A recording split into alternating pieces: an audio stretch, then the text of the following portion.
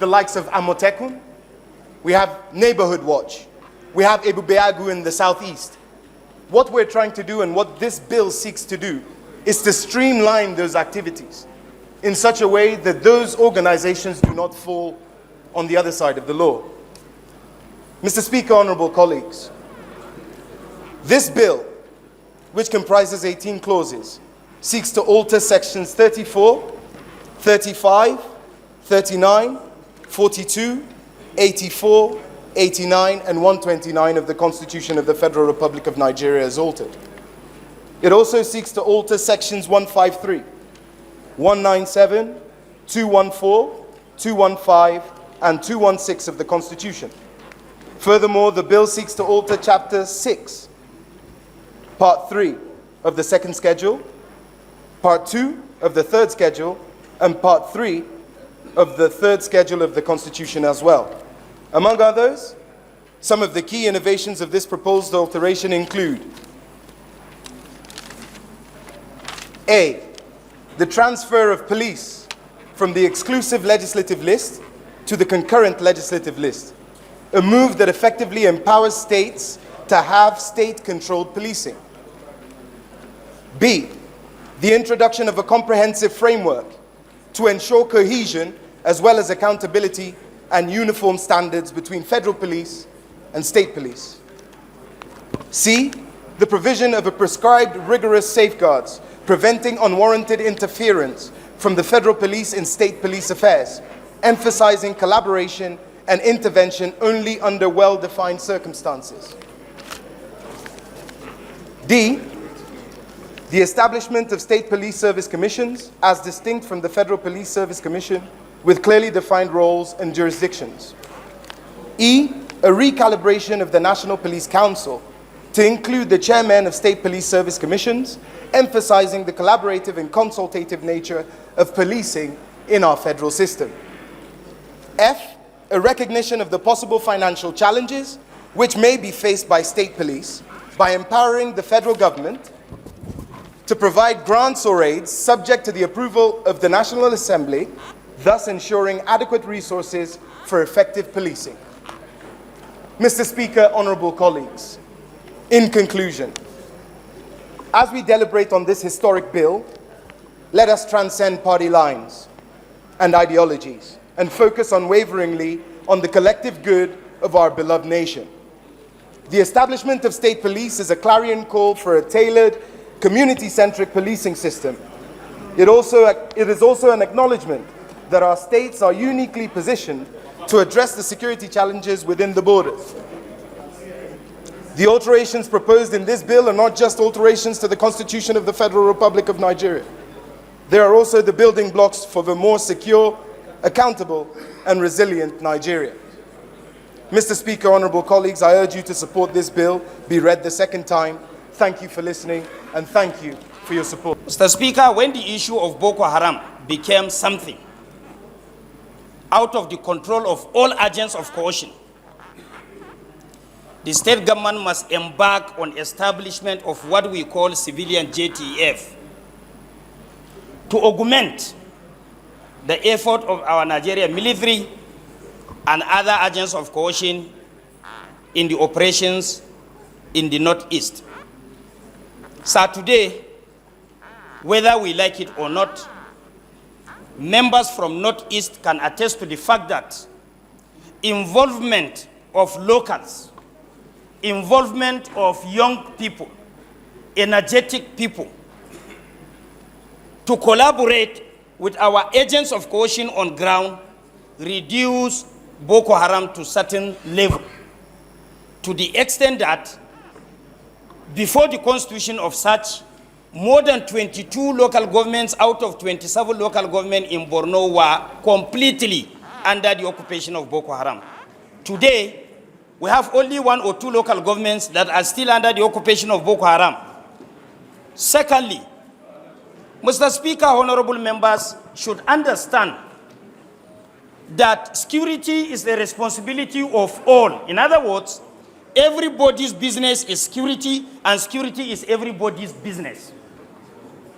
If locals are involved intelligence gathering, accessing locations will be relatively easier for all agents of coercion to go and perform their functions. Lastly, Mr. Speaker, we have been presenting motions on insecurity on the floor of this House from the beginning of 9th Assembly to date. There was no single week that there was no matter of urgent public importance that has to do with security. The record is there, you can verify. Mr. Speaker, most of these motions were referred to committee on either Navy, Air Force, Army, or police. Sir, it's not the responsibility of the Nigerian Army to provide internal security. We know it and it's there enshrined in our constitution. They are just coming in because our internal security mechanism has failed. So if we have community policing, together with the effort of the Nigerian police, they are going to rid out our society from all forms of criminalities and other forms of crimes. Okay, round up. So, Mr. Speaker, honorable colleagues, I urge our colleagues to put sentiment aside and look at Nigeria first. Please put it on note that I am also a co-signatory, so co-signatories are 13. Mr. Speaker, I have listened to Honorable Jaha, and I have listened to Mr. Tolani Shagaya. They have spoken very well. Mr. Speaker, two things I want to add to what Honorable Jaha has said. He has explained here that the job of the armed forces is to protect the territorial integrity of Nigeria. They shoot to kill. The job of the police is to maintain internal security, which is called IS operations. Mr. Speaker, today, the UN density for police is 4:1. We have a population of 200 million people, and the number of our policemen are under 400,000. It is appalling indeed. How do we remedy this? What are the constraints to state police? People talk about funding. Mr. Speaker, I want to suggest that the police should be licensed like universities are licensed. For instance, if you want to set up a university in a state, if a state wants to set up a university, they will go to the NUC. NUC will license them. So we should find a way of licensing police. Any state that meets the condition precedents that is formed by maybe the Police Service Commission can apply. Can apply. If the 36 states believe they have the funding, they have the capacity, they have the need for a state police, they apply to the Police Service Commission. If they meet the condition precedents to draw down or to license, they can be obliged. And they should be strictly monitored before their licenses are renewed. Mr. Speaker, I cannot be happier than I am today, because if you go through the foundation of this country, this bill is like a return to what we have always had, what made us Nigeria. This bill will contribute towards the understanding of that word, federation. It will cure that tragedy of the Unitary Decree of 1966. But we have to be careful. We have to be committed enough, because this is not the first time that this attempt is made. It's like we have always loved inflicting pains on ourselves. This state police had been proposed in the 8th Assembly, it failed. The 9th Assembly, it failed. Here again we are, the 10th Assembly. I want to urge all of us, we have had enough of insecurity. This is one sure way of guaranteeing that we can sleep with our two eyes closed. Our reasoning then was that state governors will use the bill to intimidate and harass political opponents. But with the situation we are in now, we have gone far, far beyond that. We are now concerned with what is the primary purpose of government: protection of life and property. I believe that is the most important job for all of us that are elected into office. And as we speak today, Nigeria is on fire everywhere. There is lack of security, there is lack of posterity, there is lack of this, lack of this. And the only way to remedy this situation, one of the ways is to create more employment opportunities. Another way is to increase the size of the security agencies. And I believe by creating a police force, each state will be in a better position, because what is happening in Zamfara and the kind of situation they are facing may be different from what is happening in Abia, may be different from what is happening in Kano. And the way to control it also will be different. So I believe we are in need of, let me say, of state police.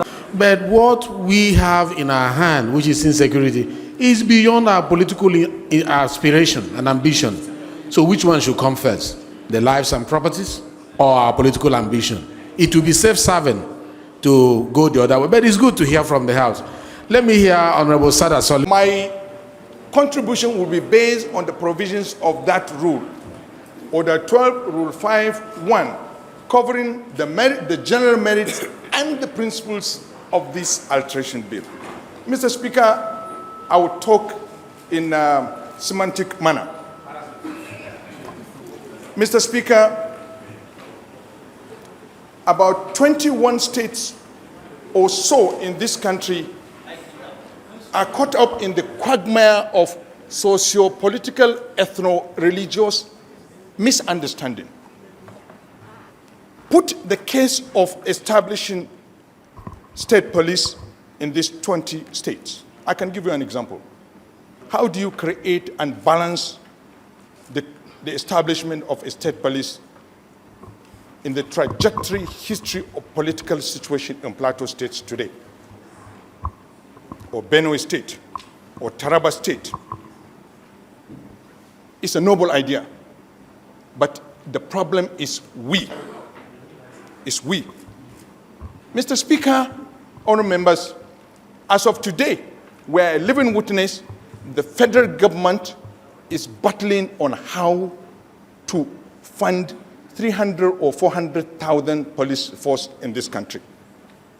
Some of the states that we are clamoring to establish police states are not even viable economically. Let's tell ourselves the truth. Policing is capital intensive. The literature is there, how other jurisdictions establish police force. First, you have to address the issue of socio-political issues of those societies. Then you have to cement the unity of those societies before you establish police force. Those are some of the critical requirements. It's a noble idea. Mr. Speaker, today, you and I know the influence of ruling parties in states. I can tell you there was a time when a governor refused a presidential candidate to land at an airport. It's an evidence that they can be used for coercion, for persecution of the opposition, and, Mr. Speaker, there is no state where we don't have non-indigens. It could be an instrument of persecuting the non-indigen factor in this country. Okay. We must look at all this, the government, but it's a noble idea. So are you saying yes or no to it?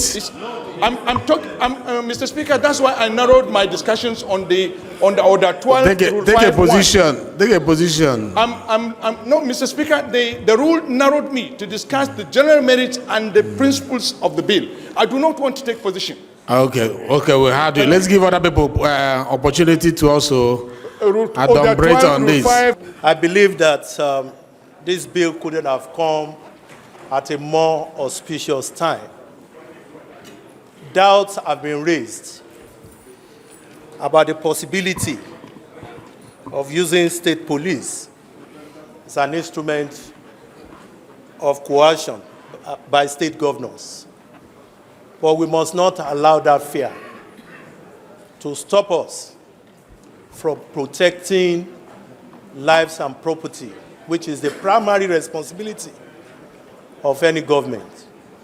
Mr. Speaker, the fact that states are permitted to establish state university does not mean that every state will create or establish their own state university. It depends on the availability of funds. We have all agreed here, including Honorable Sada Soli, who has raised these doubts and fear in our hearts.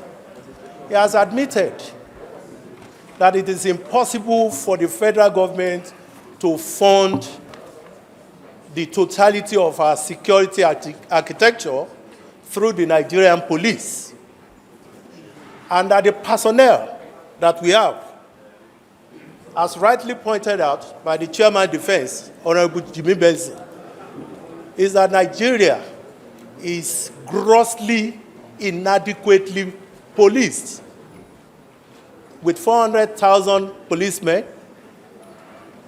to 220 million Nigerians. Mr. Speaker, distinguished colleagues, we need the state police. And the reason is not far-fetched. Just in addition to what others have said, the Nigerian police probably trains a police officer in Gombe State. The man who did his primary school, secondary school, university in Gombe State, trained as a police officer in Gombe State, and then taken to a different culture, different security architecture in Ikorodu to go and police. Number one, he does not understand their language. He does not understand that they do oro in those places. He does not understand their tradition, and he does not know the terrain. How can he effectively police that place? Mr. Speaker, we are overflogging this issue. Overflogging in the sense that so many states we have security outfits. When they come out in their uniform, it gives impetus to the communities. You are so conscious that you have security. What we are talking about now is the legal support so that they can arm themselves openly. That is what we are talking about. There is no need for us to go against this bill. My dear colleagues, please, let's expand our reasonings. Let's not be myopic, looking at the negative aspect of it. The benefits are overwhelming. When you have your person in charge of your security, you bring a stranger from Adamawa State to be commissioner in Bayelsa State. He does not know the terrain. But if you have our own police, the commander and everything will go smoothly. We may not have 100% benefit, but I bet you we will have peace. All this banditry and so on, because we know who is who in our community. We know. As soon as we are giving that legal backing to control that security, we'll be able to achieve. Mr. Speaker, please, let's not overflog this issue. Expressing my fears is maybe in our attempt to package this bill, we'll be able to take in cognizance of some gray areas and leakages within which, by the time when we are done with the bill, it may give us the expected result. Mr. Speaker, I have listened to so many speakers. Let me start by the current situation in the country. The mood of the nation, with the incessant killings every day, and we have federal government. And the primary responsibility of every government is to secure and protect life and property. Mr. Speaker and honorable colleagues, I want to tell you for free that even the ongoing recruitment exercise in the Nigerian police today is not yet funded by the federal government. That's why, up to this moment we are talking about, funds were not released for the recruitment. We have, as everybody knows, about 400,000 police workforce in a country of about 200 million. Mr. Speaker, the issue is we must trace back our history.